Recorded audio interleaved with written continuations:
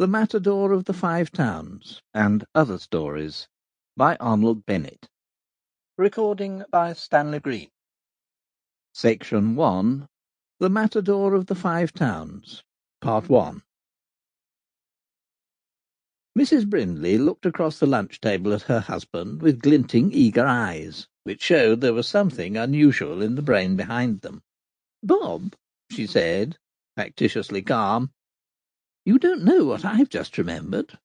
"Well," said he. "It's only Grandma's birthday to-day." My friend Robert Brindley, the architect, struck the table with a violent fist, making his little boys blink, and then he said quietly, "The deuce." I gathered that Grandmamma's birthday had been forgotten, and that it was not a festival that could be neglected with impunity.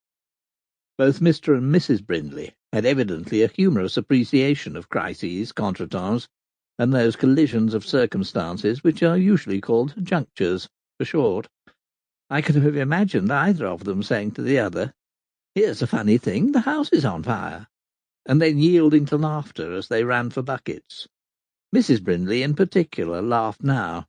She gazed at the tablecloth, and laughed almost silently to herself, though it appeared that their joint forgetfulness might result in temporary estrangement from a venerable ancestor, who was also, birthdays being duly observed, a continual fount of rich presents in specie. Robert Brindley drew a timetable from his breast pocket with the rapid gesture of habit. All men of business in the Five Towns seemed to carry that timetable in their breast pockets. Then he examined his watch carefully.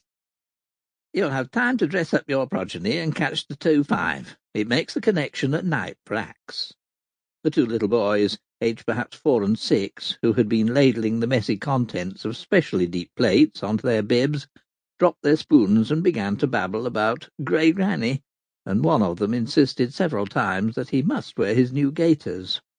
"Yes," said Mrs. Brindley to her husband after reflection, "and the fine old crowd there'll be in the train with this football match. Can't be helped. Now, you kids, hook it upstairs to nurse."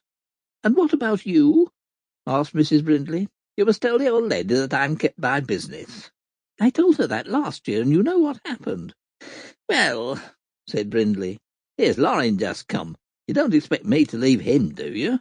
Or have you had the beautiful idea of taking him over to Axe to pass a pleasant Saturday afternoon with your esteemed grandmother?" "No," said Mrs. Brindley, "hardly that." "Well, then." The boys, having first revolved on their axes, slid down from their high chair. Sample complete. Ready to continue?